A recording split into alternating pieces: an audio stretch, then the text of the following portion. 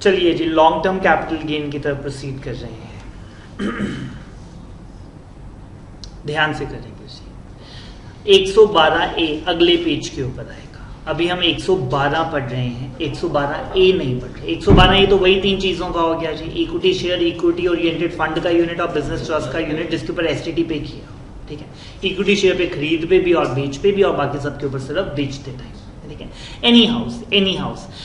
आइए जी, बाकी सब की बात करते हैं। मतलब घर खरीदा और बेचा, ज्वेलरी खरीदी और बेची, ठीक है, पेंटिंग खरीदी और बेची, उन सब के ऊपर तो क्या लगा जी 112। ठीक है, अब 112 पढ़ने जा रहे हैं। अगर आप इंडिविजुअल और एचईएफ हैं तो हमने कहा कि सर आपको जो रेट लगेगा लॉन्ग टर्म के ऊपर वो कितना लगेगा जी 20%।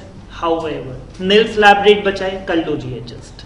अगर आप कहते हैं कि सर मेरे पास बेसिक एग्जाम्पशन लिमिट बची हुई है क्योंकि मेरी अदर इनकम 2.5 लाख 3 लाख 5 लाख से कम है, तो जितनी बची है वो लॉन्ग टर्म कैपिटल गेन में से एडजस्ट हो जाएगी, और जितना लॉन्ग टर्म कैपिटल गेन बच जाएगा उसके ऊपर, बैलेंस के ऊपर आपको 20% टैक्स देना पड़ेगा। सेम बात बोल रहा है जी, सेम फॉर्मूला आया यहां पर भी। लेट अस से long term capital gain 10 lakh का था, नील स्लैब रेट 2.5 लाख था, अदर इनकम 0 थी, तो फिर 10 लाख में से 2.5 लाख एडजस्ट हो जाएगा, बट ओनली फॉर इंडिविजुअल और एचईएफ। वो भी कौन से? रेजिडेंट। ठीक है, ऊपर भी आया था रेजिडेंट इंडिविजुअल, हाउएवर में लिखा हुआ था जी रेजिडेंट इंडिविजुअल और रेजिडेंट एचईएफ। क्लियर? डोमेस्टिक कंपनी के लिए कोई स्लैब रेट होता ही नहीं, हमने कहा सर आपको तो स्पेशल रेट दे दें जी, फ्लैट 20%।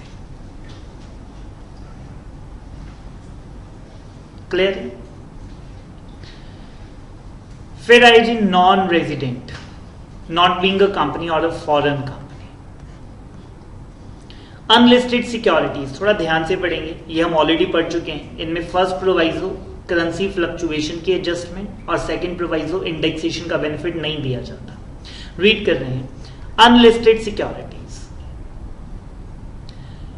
एक और चीज मैंने कहा सर व्हाट इफ ये लिस्टेड होती, तो फिर तो 112A था।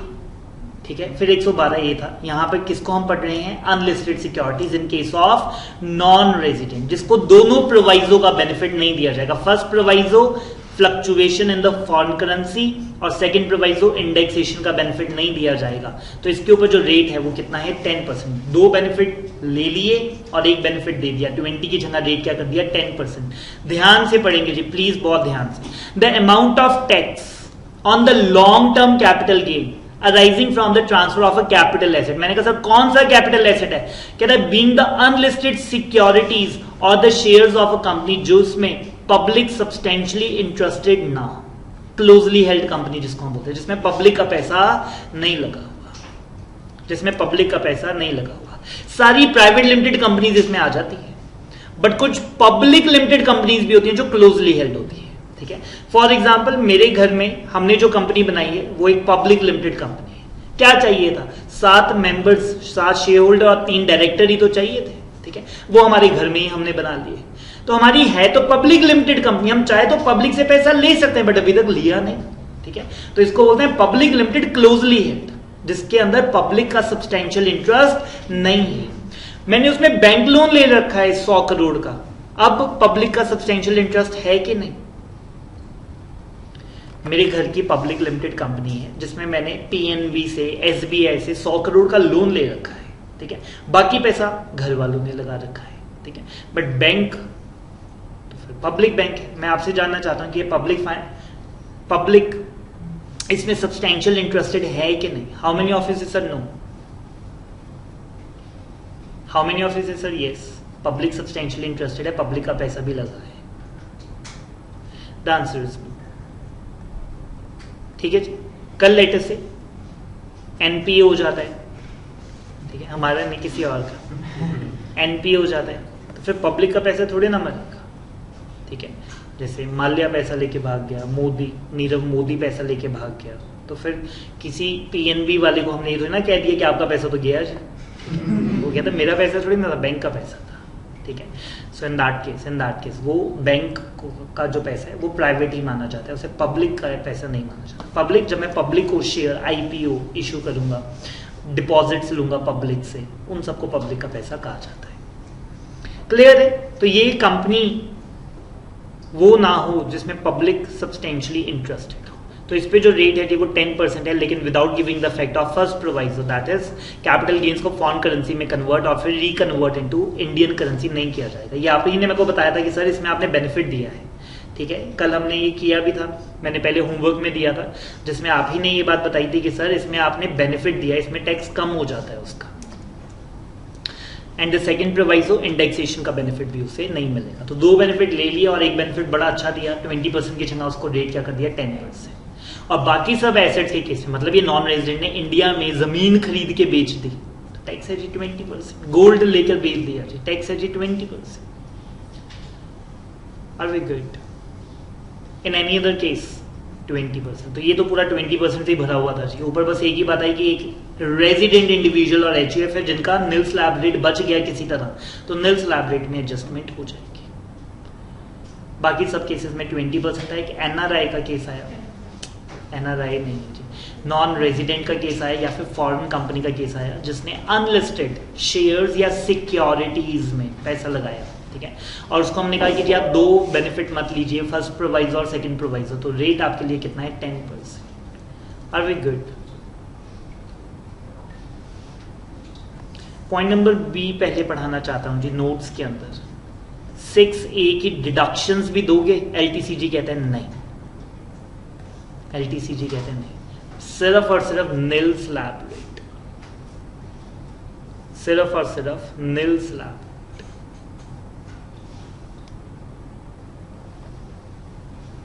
चलिए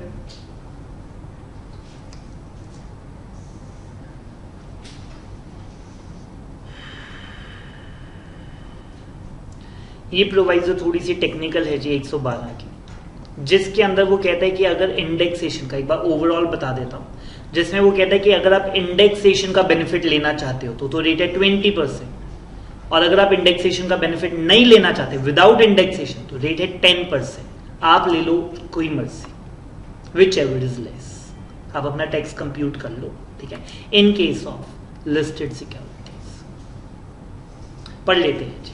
यहां पे ऑप्शनल है, ऊपर कहीं पे भी ऑप्शन नहीं थी। आप कहेंगे कि सर नॉन रेजिडेंट को आपने ऑप्शन दी थी 10%, कोई ऑप्शन नहीं थी, उसको कहा था ये दो बेनिफिट नहीं मिलेंगे तो रेट 10% है, ठीक है। ऊपर कहीं पे भी ऑप्शन नहीं थी, पहली बार ऑप्शन आ रही है। ऑप्शन कौन से केस में वो ध्यान से पढ़ेंगे। Where the tax payable in respect of the income arising from the transfer of the long term capital asset है। कैपिटल एसेट क्या है, यही इंपॉर्टेंट है, लिस्टेड सिक्योरिटीज है। Other than unit, zero coupon bonds exceeds 10%, ये exceeds वाले को है ना क्रॉस कर दो।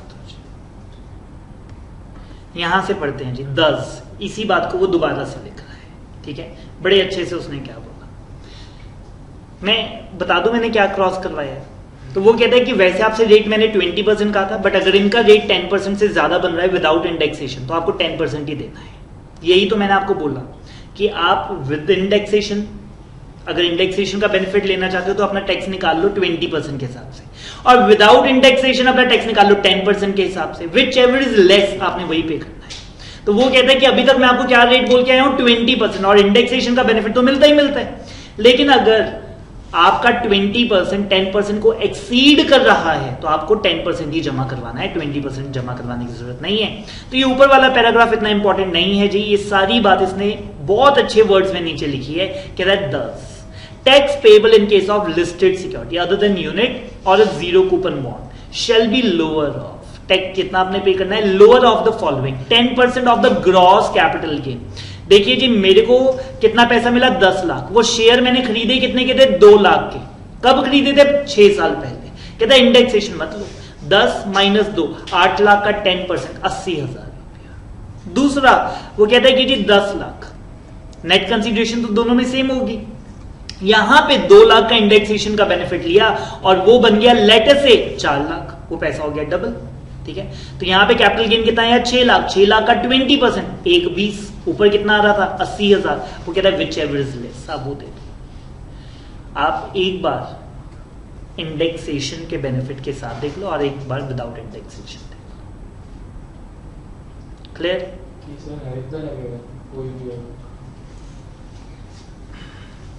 सिर्फ लिस्टेड सिक्योरिटीज नहीं, मतलब एसएससी कोई भी। हाँ, ऑप्शन सबके लिए है। ठीक है, एक और चीज, ये वाली प्रोवाइजो सिर्फ तभी लग रही है जब मैंने ऑफ द मार्केट बेची हैं लिस्टेड सिक्योरिटीज। मैंने आपको बोला ना, मेरे फ्रेंड ने मेरे को बोला रिलायंस का शेयर 2500 का दे दे, ठीक है, मैंने उसको दे दिया। अगर मैंने ये स्टॉक एक्सचेंज में ही बेची होती और उस पर एसटीटी पे किया होता फिर तो 112A लगना था। लिस्टेड सिक्योरिटीज पे आप ये फंडा लगा ही क्यों रहे हो? कहते हैं कि क्योंकि आपने एसटीडी नहीं पे किया, आपने उसे ऑफ द मार्केट बेचा। अगर मैंने एसटीडी पे किया फिर तो 112A लगेगा, और वहां पे 10 और 20 का कोई फंडा नहीं, वहां पे तो फ्लैट 10% है without indexation. Are we getting it or not? एक बार इस पेज को कंक्रीट करते हैं जी, उसके बाद ही हम आगे बढ़ेंगे। सबसे पहले आया जी short term capital gain 111A और 111। 111A ऊपर वाला है और ये 111 है। तो 111A ने क्या कहा कि जी आपने जो बेचा कैपिटल एसेट वो क्या है? इक्विटी शेयर्स है, इक्विटी ओरिएंटेड फंड का यूनिट है, बिजनेस ट्रस्ट के यूनिट है, जिसपे एसटीटी पे किया है, उस पे फ्लैट रेट है जी 15%। हाउएवर अगर ये आईएफएससी है तो उनको भी एक कंसेशनल रेट दे देंगे, चाहे उन्होंने एसटीटी नहीं भी पे किया, लेकिन recognised stock exchange located in the IFSC plus foreign currency is paid और पेड। हाउएवर अगर इंडिविजुअल और एचईएफ दोनों रेजिडेंट, आपका नील स्लैब रेट बच गया है तो वो एडजस्ट हो जाएगा, ठीक है। फिर हमने कहा 6A डिडक्शन, वो कहता है अगर बच गई हैं तो वो भी एडजस्ट हो जाएंगे। और अगर short term capital gain in 3 securities के अलावा कोई और है तो फिर नॉर्मल स्लैब रेट्स। फिर हम आए जी लॉन्ग टर्म के ऊपर। लॉन्ग टर्म में हमने कहा कि जी इंडिविजुअल और एचईएफ के ऊपर जो लॉन्ग टर्म कैपिटल गेन है वो 20% है, एंड नीडलेस टू से obviously with indexation. Long term में तो मैं इंडेक्सेशन का बेनिफिट तो ले ही रहा हूँ, ठीक है। मैं पॉइंट नंबर 1 की एक एग्जाम्पलीफाई बता देता हूं। 2010 में मैंने 20 लाख रुपए में 1 किलो सोना लिया, और अब 2021 में मैंने वो सोना 50 लाख का बेच दिया, ठीक है। सो इन दैट केस मेरे को कैपिटल गेन हुआ 30 लाख का, लेकिन इसको इंडेक्सेशन कर देंगे तो मेरी जो कॉस्ट थी 20 लाख, उसको इंडेक्सेशन करके वो 30 लाख हो गई, तो मेरा कैपिटल गेन कितना रह गया? सिर्फ 20 लाख रुपए का। अब 20 लाख के ऊपर मेरे को 20% का टैक्स देना है, लेकिन मैं कहता हूं कि सर मेरा नील स्लैब रेट बचा हुआ है, तो वो एडजस्ट हो जाएगा। 6A मैंने कहा सर एटीसी में भी 1.5 लाख डाला है, कहते सॉरी वो नहीं, वो शॉर्ट टर्म में होती है, लॉन्ग टर्म में 6A नहीं एडजस्ट होगा। यहां तक कोई प्रॉब्लम है तो बताइए। चले आगे। डोमेस्टिक कंपनी के लिए फ्लैट रेट है जी 20%। Non resident of foreign company को हमने बोला कि सर आप अगर अनलिस्टेड सिक्योरिटीज में डील कर रहे हो जिसमें public is not the substantially interested और जिसमें आप दोनों प्रोवाइजो के बेनिफिट नहीं लोगे, तो हम आपको रेट 10% दे देंगे। बट अगर वो गोल्ड, पेंटिंग कुछ और है तो फिर रेट आपके लिए भी 20% है और बाकी सबके लिए भी रेट 20%। और फिर फर्स्ट प्रोवाइजो ने क्या कहा? कहता है कि अगर लिस्टेड सिक्योरिटीज हैं, क्या शेयर्स और जीरो कूपन बॉन्ड्स, यहां पे इक्विटी ओरिएंटेड फंड के यूनिट्स नहीं है, अगर आप थोड़ा ध्यान दें तो लिस्टेड सिक्योरिटीज और जीरो कूपन बॉन्ड्स दो ही हैं। लिस्टेड सिक्योरिटी, यहां पे इक्विटी ओरिएंटेड फंड के यूनिट नहीं है, बिजनेस ट्रस्ट के भी यूनिट्स नहीं है। तो वो कहते हैं कि जी इन दोनों के केस में आप ना टैक्स अपना 2 बार निकाल लो, एक बार with indexation 20%, without indexation 10%, whichever is less आप वो जमा करवा दो। क्लियर? और नीचे वो कह रहे हैं 6A के डिडक्शन नहीं मिलता।